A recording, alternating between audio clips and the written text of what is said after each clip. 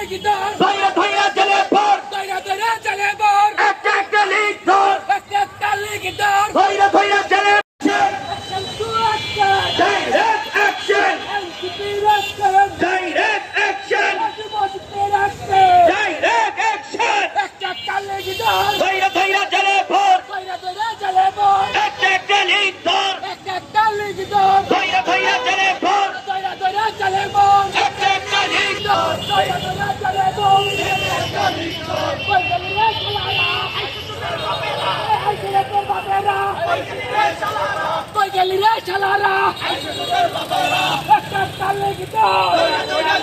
আমরা কেন হামলা কেন প্রশাসন জবাব চাই এই লিগদার লিগদার লিগদার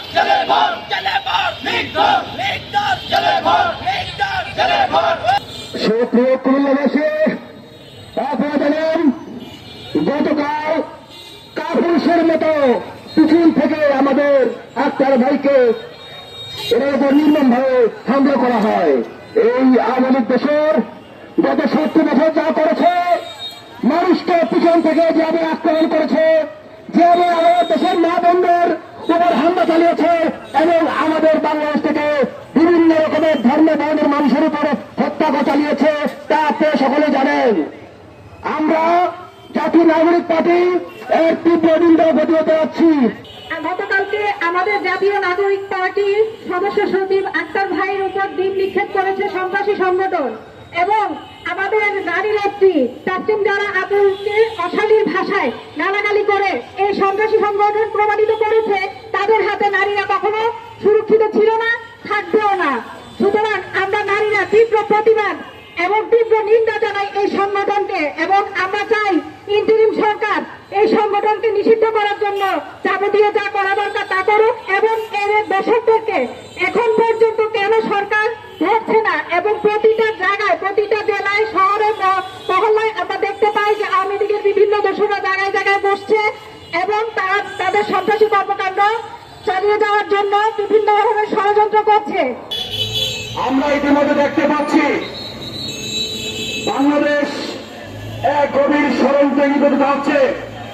জুলাই সনদ বাস্তবায়ন না হওয়ার জন্য একটি কুচুকরি মহল আওয়ামী প্রেতাত্মের সাথে আঘাত করে বাংলাদেশের বিভিন্ন জায়গায় বিচ্ছিন্নভাবে সন্ত্রাস করছে।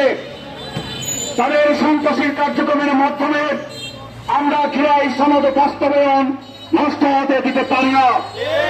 আমি কুমিল্লাবাসীকে আজকের এই সমাবেশ থেকে সবাইকে এ ব্যাপারে সজাগ থাকার জন্য অনুরোধ আহ্বান জানাচ্ছি। এরা শুধু বাংলাদেশে নয়, এরা সেই মার্কিন যুক্তরাষ্ট্রে বসে সন্ত্রাস করছে। বাংলাদেশের বাণিজ্য সুনামকে তারা নস্যাৎ করে দিচ্ছে। সভ্য দেশে একটা অসভ্য কার্যক্রম পরিচালনা করেছে। আক্তারের উপর হামলা, বাংলাদেশের 17 কোটি মানুষের উপর হামলা করেছে। আক্তারের উপর হামলা, জুলাই বিপ্লবের উপর হামলা করেছে। আপনারা মনে করবেন না এনসিপির নেতাদের উপর হামলা করে আপনারা ঘরে বসে থাকবেন। আমরা এদেশের মানুষকে সাথে নিয়ে যেভাবে জুলাই আন্দোলন করেছি, রক্ত দিয়েছি, পুনরায় স্বাধীনতা লাভ করেছি, ভবিষ্যতেও এদেশের মানুষকে সাথে নিয়ে আওয়ামী ফ্যাসিস্টদেরকে বাংলাদেশের চিরতরের জন্য কবর রচিত করবো ইনশাআল্লাহ।